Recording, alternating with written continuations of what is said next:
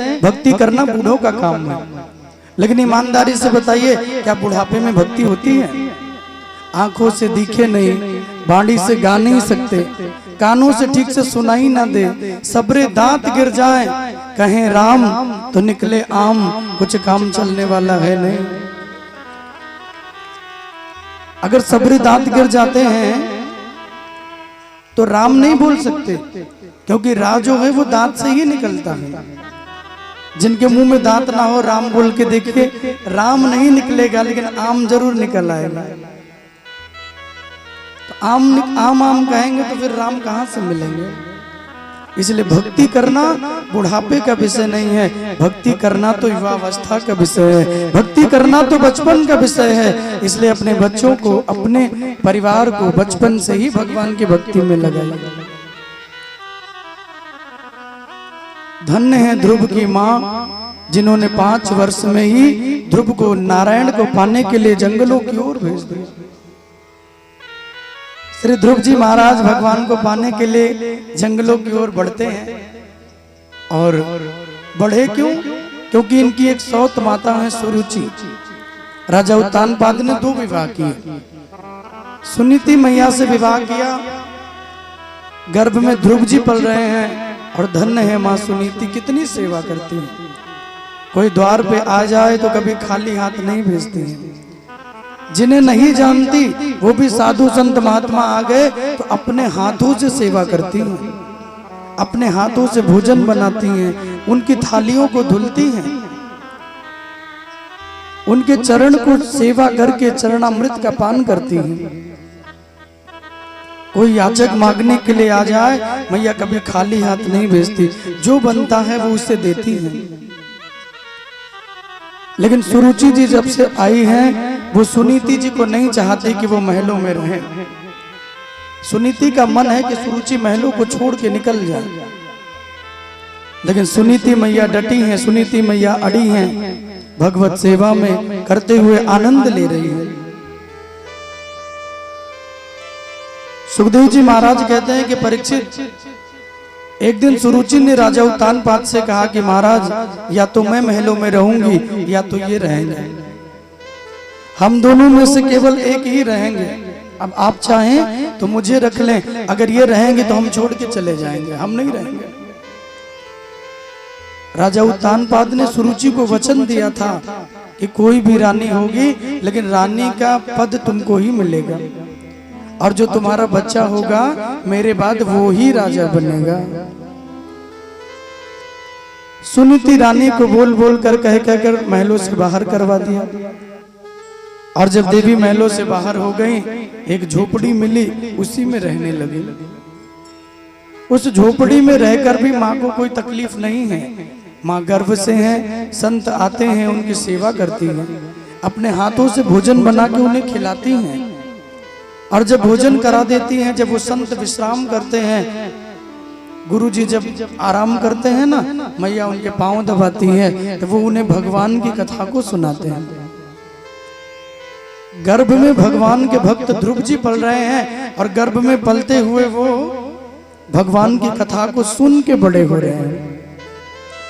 आप जितने भी लोग यहाँ मुझे सुन रहे हैं अथवा ऑनलाइन यूट्यूब के माध्यम से कथा का आनंद ले रहे हैं, आपको कभी भी किसी भी माता बहन को जब माँ बनने का अवसर आए, गर्भ में पुत्र आए, तो उन दिनों में सबसे ज्यादा भगवान की भक्ति करनी चाहिए, सबसे ज्यादा माला करनी चाहिए, सबसे ज्यादा धार्मिक पुस्तकों को पढ़ना चाहिए, धार्मिक चित्र को देखना चाहिए, चर्चा भी हो तो धर्म की हो। आजकल माताएं करती क्या, बोले महाराज बेटा बड़ा शैतान है, बहुत सुनता ही नहीं। अब माता जी जब गर्भ में शिशु था तो उल्टी सीधी चीजें खा रही थी, टीवी चल रही थी, टीवी में सीरियल आ रहा था नागिन, वो देख रही थी। अब जो देखेंगे, जो मन में विचार आएगा वही तो प्रभाव पड़ेगा जीवन में।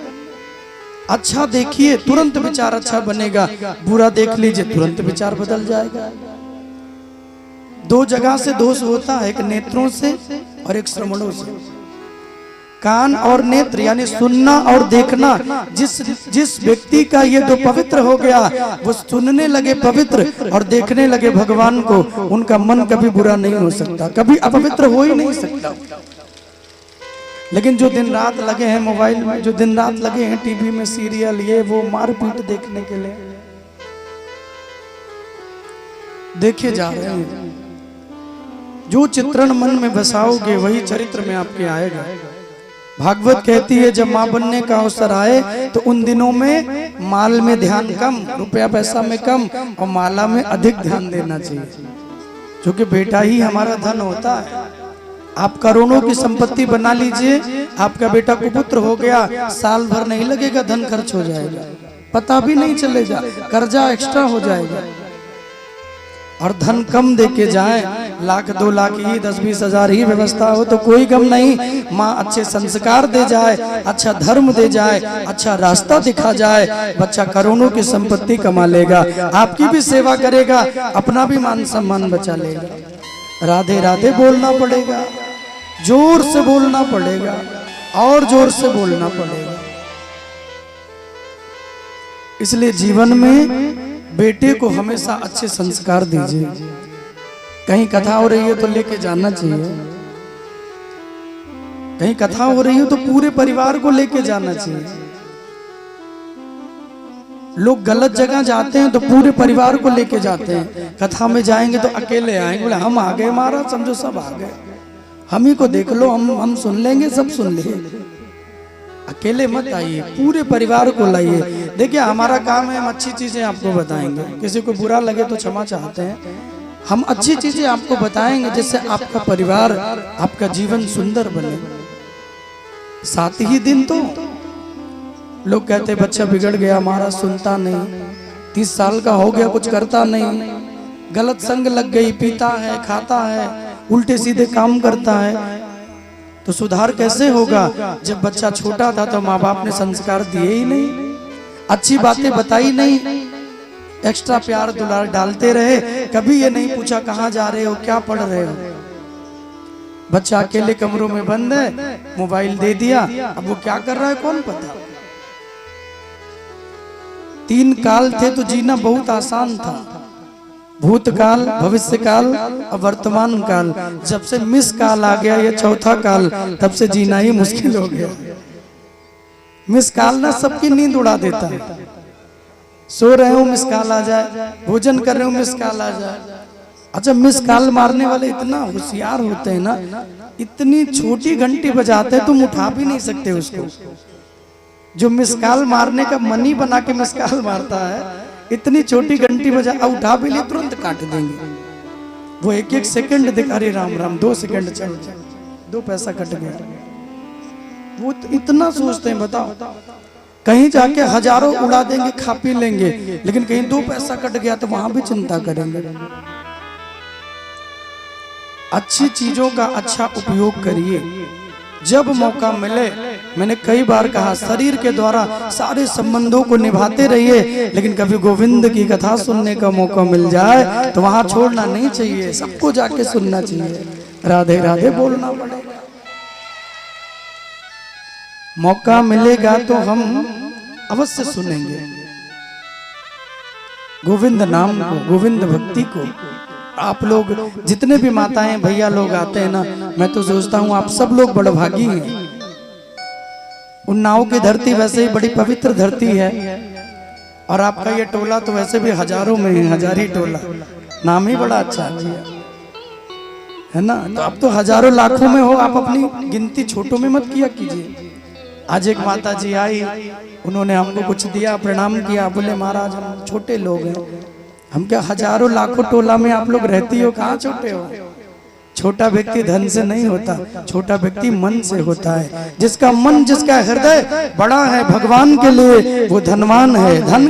धन तो आते जाते रहते हैं, धन की उतनी वैल्यू जीवन में नहीं होनी चाहिए। सुदामा के जीवन में धन नहीं था तो क्या भगवान उनको नहीं मिले? कभी सुदामा भगवान से मिलने गए ही नहीं, तो रुक्मणी कहती हैं जाइए, और द्वारिका छोड़ के द्वारिकाधीश सुदामा को बुलाने के लिए आए।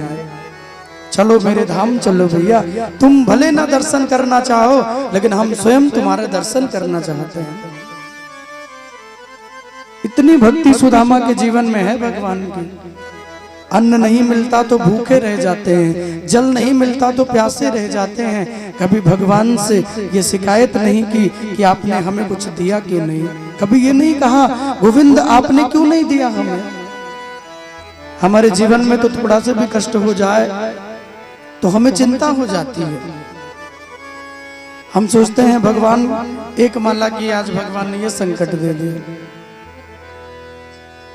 सुदामा के जीवन में देखिए कई कई दिन भूखे रह जाते हैं। जब मिलने के लिए जाते हैं ना, सुशीला जाती हैं, बगल के घरों से 3 मुट्ठी टूटे टूटे चावल लाती हैं, एक फटे पुराने कपड़े में बांध के सुदामा को देती हैं और जाते हुए बहुत सुंदर कहती हैं कि मैं जानती हूँ आप भगवान से मिलेंगे लेकिन आप कुछ मांगेंगे नहीं, और मैं ये भी नहीं